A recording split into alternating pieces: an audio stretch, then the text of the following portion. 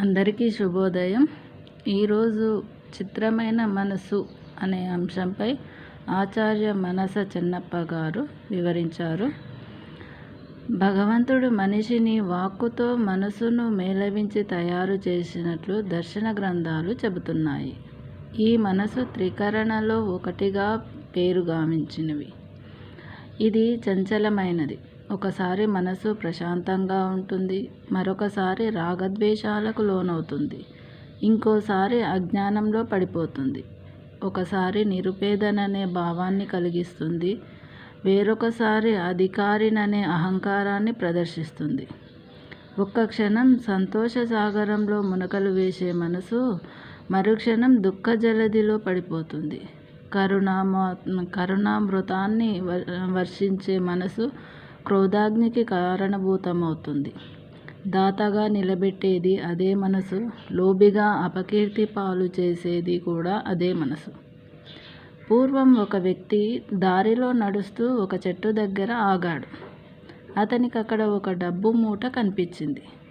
బహుశా ఎవరో బాటసారులు దాన్ని మర్చిపోయారని భావించి ఆ వ్యక్తి కొంతసేపు ఆగాడు. అంతలో ఆ మూటను పోగొట్టుకున్న వ్యక్తి అక్కడికి రాగా అతడికి ఆ మూటనిచ్చి తన సద్బుద్ధిని ప్రకటించాడు. అదే ఆ వ్యక్తి తిరుగు ప్రయాణంలో ఒక పూటకూళ్ళమ్మ ఇంట్లో భోజనం చేస్తుండగా అతడి మనసు తాను తింటున్న వెండి పళ్ళెం మీదికి పోయింది. ఎవరికీ తెలియకుండా వెండి పళ్ళాన్ని తస్కరించి ఇంటి ముఖం పట్టాడు.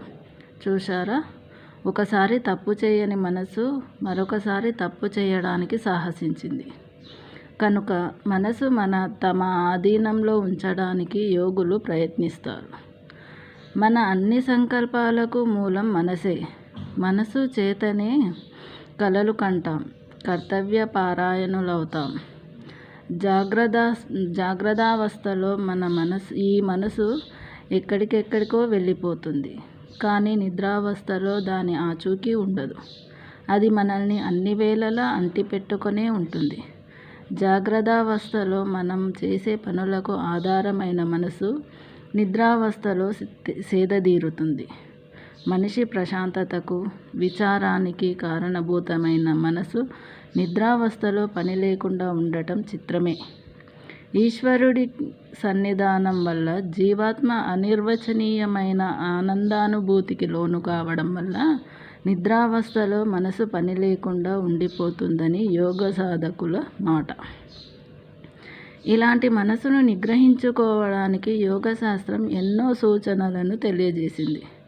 శబ్ద, స్పర్శ, రూప, రస, గంధాలనే పంచ విషయాల పరిజ్ఞానం కలిగి ఉండాలి.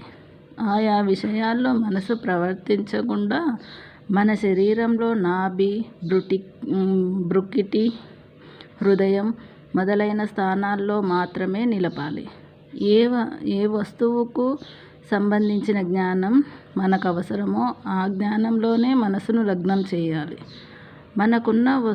ఎన్నుకున్న వస్తువు తప్ప ఇతర వస్తువుల జ్ఞానం మనసులోనికి రాకుండా చూసుకోవాలి.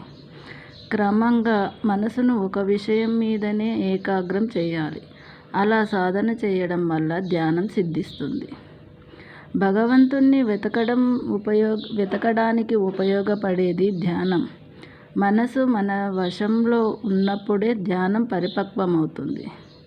ధ్యాన సిద్ధి పొందినప్పుడే భగవంతుడు మన అనుభవంలోనికి వస్తాడు. అప్పుడు మన ప్రమేయం ఉండదు. నిద్రలో లేనట్లే ఆత్మానుభవంలో